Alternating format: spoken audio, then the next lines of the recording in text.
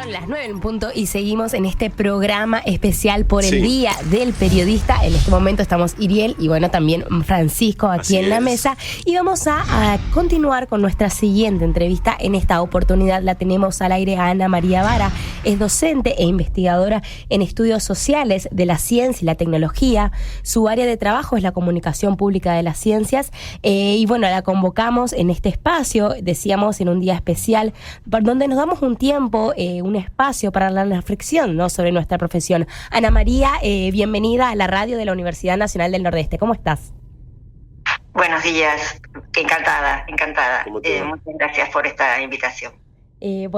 Como decíamos, sabemos que tu área, no solamente de profesión, ¿no?, con tus años dedicados al periodismo científico, sino también con esa otra pata de docencia e investigación en lo que tiene que ver con un campo muy específico que es la comunicación de las ciencias.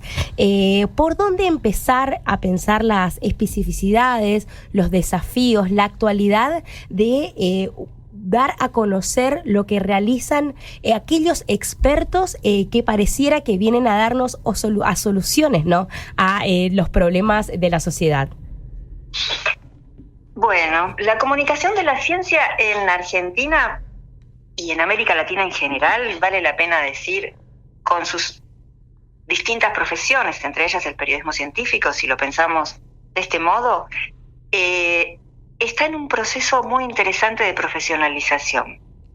Así que tenemos cada vez más personas que se dedican específicamente a eso, con una formación específica, con una identidad específica, y hay varios indicadores en este sentido, como una asociación, o dos en realidad, profesionales, quizás las conozcan, la Red Argentina de Periodismo Científico, que forma parte de la Federación Mundial de Periodistas Científicos, y la Red Especie, es periodismo científico. Sí. No, decime. Sí, bueno, y justamente ya con esta creciente, no solamente profesionalización, como decís, sino incluso algo que los vivimos todos, seguramente la audiencia también se va a poder ver reflejada, de tratar de entender aquellos fenómenos que nos atraviesan, ¿no? Particularmente con la pandemia, hubo una proliferación de necesidad de respuestas, de entender qué estaba pasando cuando la ciencia parecía que se estaba desarrollando en ese en vivo, ¿no? De decir, esta es una nueva enfermedad, hay una nueva vacuna, hay soluciones que se están pidiendo, pero también entender que hay complejidades, ¿no?, detrás de eso, y que la ciencia como un campo de conocimiento no es neutral, y muchas de tus investigaciones apuntan, ¿no?, a dar cuenta y a dar algunas herramientas para entender eso, y a partir de allí atravesar tal vez su comunicación, pero desde una mirada más crítica. Sí, así es. En general, la comunicación de la ciencia, desde la vertiente más de divulgación científica, tiene una inclinación a ser sobre todo celebratoria y a tratar de transmitir contenidos de la ciencia, pero justamente el proceso de profesionalización nos ha ido ayudando a entender las complejidades de la producción y circulación de la ciencia en relación con los distintos aspectos de la sociedad, la economía, la política, etcétera. Sí. Entonces, como vos bien decís, no se trata meramente de señalar logros, sino de señalar en qué condiciones reales se produce la ciencia, por ejemplo, vinculada a intereses económicos, ¿no? Ahora estamos hablando también, volvió la palabra geopolítica. Sí. Y eso también es una consecuencia de la pandemia, ¿no? Es muy interesante lo que pasó durante la pandemia desde el punto de vista de la circulación de la información, porque como bien decías, Iriel, estuvimos viendo cómo se producía ciencia y discutiendo cómo se producía ciencia porque la necesitábamos en lo inmediato, ¿no? Claro. Necesitábamos que se establecieran las condiciones primero para protegernos de la circulación del virus, ¿no? Entender, por ejemplo, el aislamiento, como tuvimos en Argentina, como hubo en la mayor parte del mundo, porque fue la primera medida. Entender un poquito más adelante, quizás un poco tardíamente, cuando lo aceptó la Organización Mundial de la Salud, la importancia del uso del barbijo, porque el virus se transmitía se transmite por el aire. Exacto, y por aerosoles, no meramente por gotas grandes que caen a una cierta distancia, sino que puede quedar los aerosoles flotando en el ambiente. Bien, sí. Y bueno, eso fue muy interesante desde el punto de vista de, para públicos no especializados, ir, y en la medida en que fueran bien acompañados por un periodismo formado, ir viendo cómo se produce la ciencia y ir aceptando las incertidumbres que acompañan el proceso de producción de conocimiento, ¿no? Sí. Y después también pudimos ver, en relación con esto, la ciencia que no es neutral, pudimos ver los intereses económicos de manera muy importante en relación con la distribución de vacunas, toda la discusión en particular en nuestro país que se dio sobre todo en principio con el acceso a la vacuna de Pfizer. Ahí pudimos ver, bueno, acá son grandes empresas transnacionales que de alguna manera buscan imponer sus condiciones porque tienen una oportunidad de negocios, ¿no? Claro. Claro. Y después vimos también la cuestión geopolítica, que la vimos al comienzo de la pandemia y después con la distribución de las vacunas. ¿Se acuerdan al comienzo de la pandemia cuando de pronto se confiscaba en un aeropuerto un cargamento de barbijos? Sí. Elementos de aislamiento, guantes, en fin, todos los implementos que se usan en los tratamientos como estos vinculados al virus, la cuestión de los respiradores, etcétera, la disposición de todo ese equipamiento que se necesitaba, ¿no? Claro. Vimos también cuestiones de salud pública, de organización de salud pública, cuando se establecieron, digamos, en nuestro país, lo vimos en el mundo, pero también en nuestro país, lo vimos al comienzo de la pandemia, quizás recuerdan en China, que de pronto China construyó un hospital en pocos días, ¿se acuerdan? Y nos quedábamos todos maravillados de la velocidad a la que lo hacían, y después de alguna manera todos los países tenían que hacer algo parecido, preparar lugares para ver si había que hacer internaciones masivas, ¿no? Bueno, y finalmente, como decía, la geopolítica en relación con los cargamentos de, por ejemplo, implementos hospitalarios, y por otro lado, con la distribución de vacunas. Yo tengo muy presente un episodio, ustedes se van a reír, pero yo soy bastante seguidora de la televisión alemana, que por suerte está en español, ¿no? Porque no entiendo alemán, pero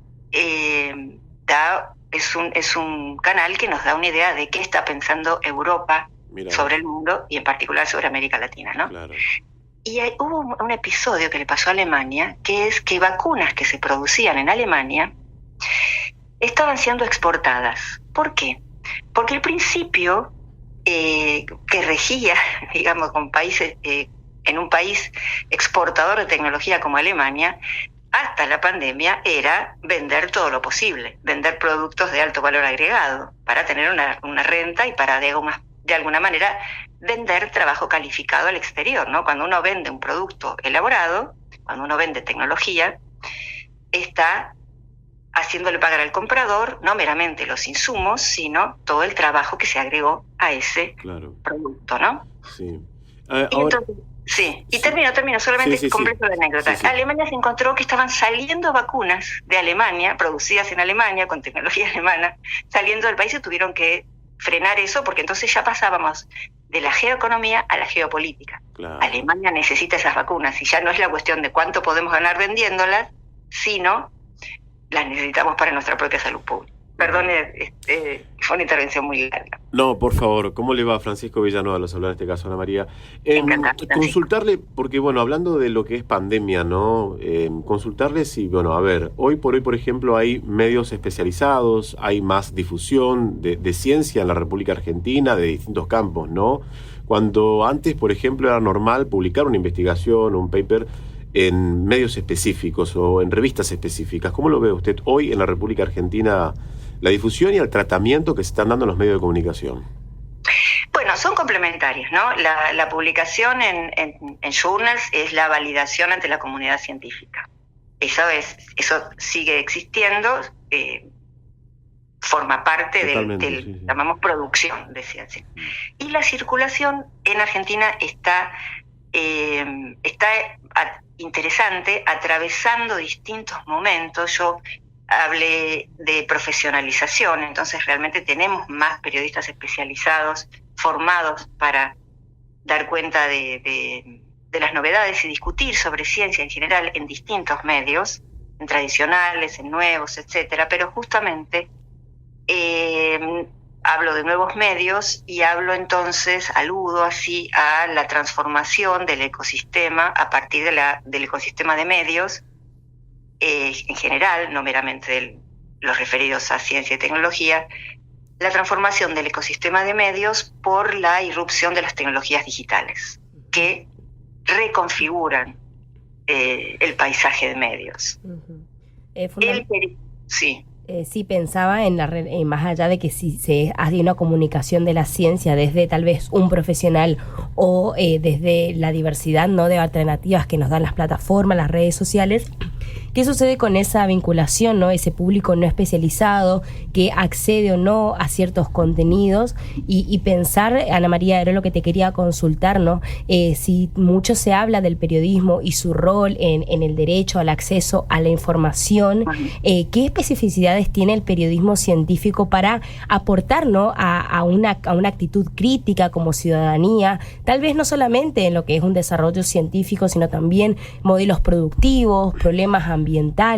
Hay algunas cuestiones que nos atraviesan incluso ya en la agenda cotidiana de las coberturas que traen preguntas, pero no solamente a la ciudadanía, sino también, imagino, a cómo nosotros a llevar adelante algo que tenga que ver con reflejar esa complejidad de la cual nos contabas, ¿no? Así es.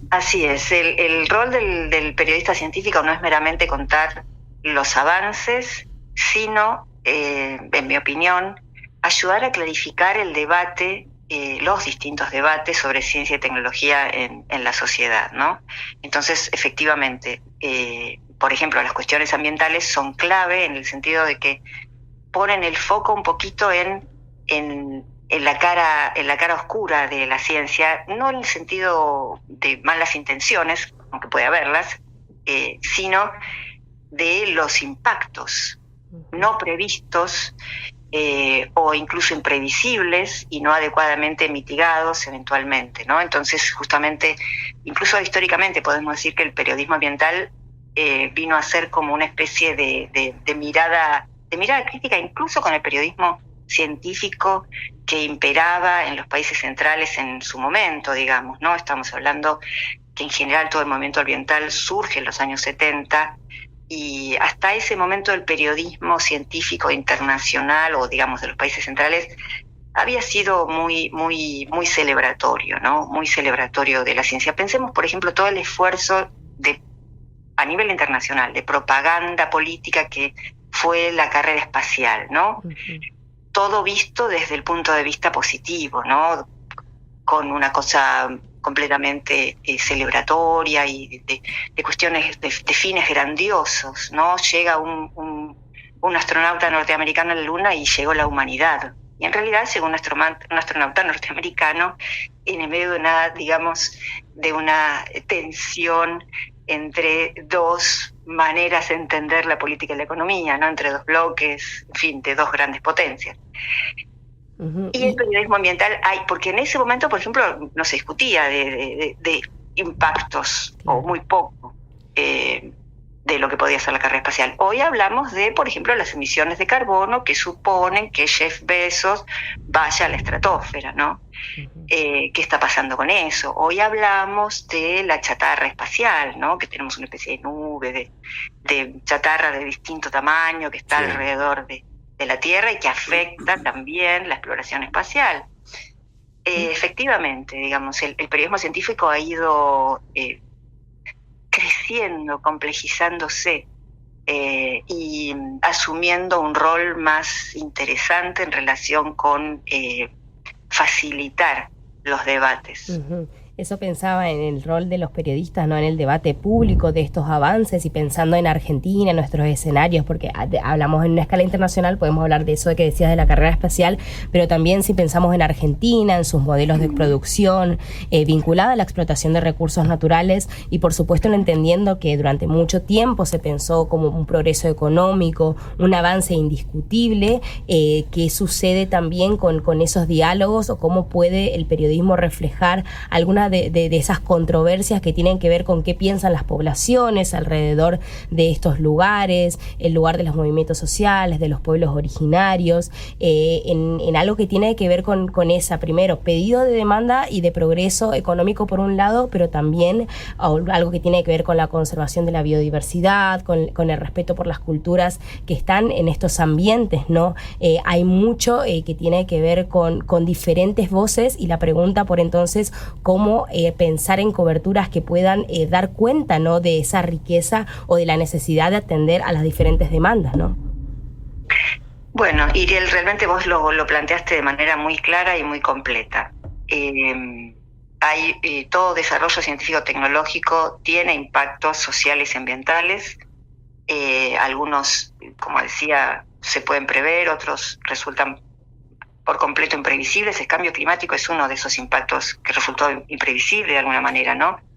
El dióxido de carbono en la atmósfera no tiene por qué ser un problema que se emita dióxido a la atmósfera. El dióxido de carbono es la materia prima de la que las plantas toman el carbono para hacer la síntesis de nuevos compuestos, ¿no? En el inicio de la cadena trófica.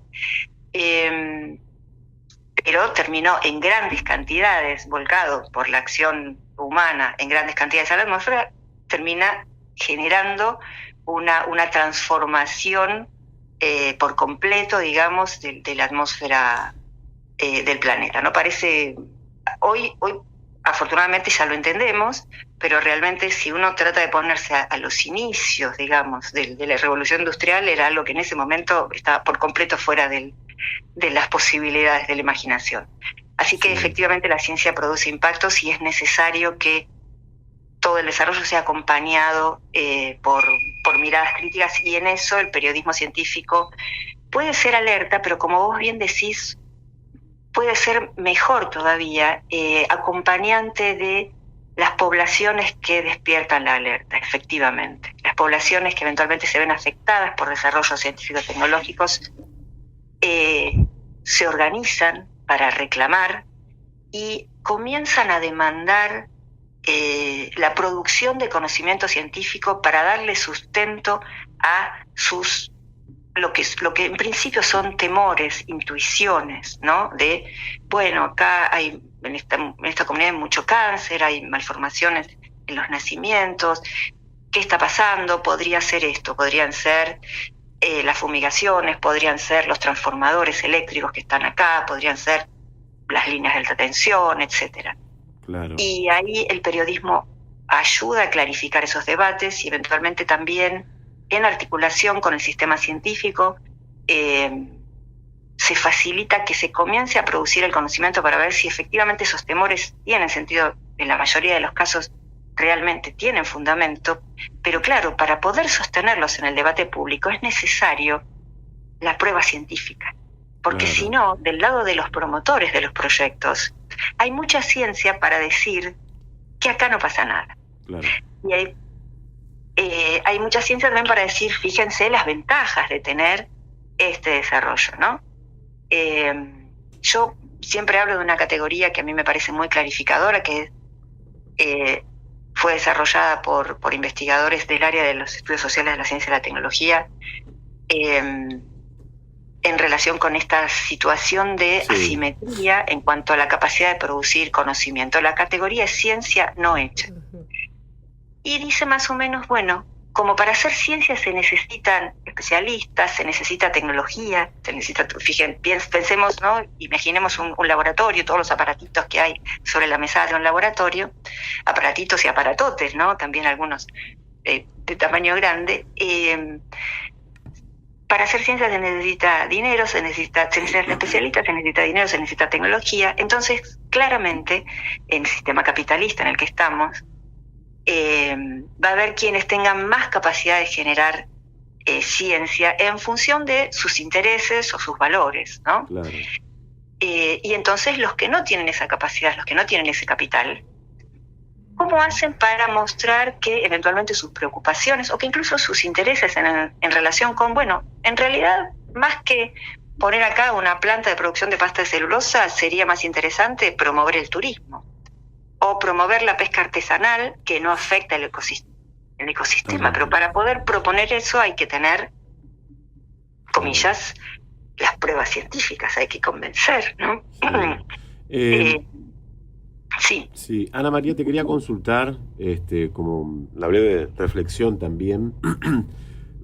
¿Cuál es la agenda de prioridad hoy del periodismo científico en nuestro país? ¿Cambio climático? ¿No? ¿Hay, existe? ¿Tienen una agenda de prioridad? ¿Cómo lo ves vos? Es una pregunta, me parece muy ambiciosa. Tendría que pensarlo bastante, pero digamos, como miembro de la Red Argentina de Periodismo Científico y también miembro de la Red Especies, porque estoy en las dos, diría que sí, efectivamente, cambio climático es una preocupación del periodismo científico argentino.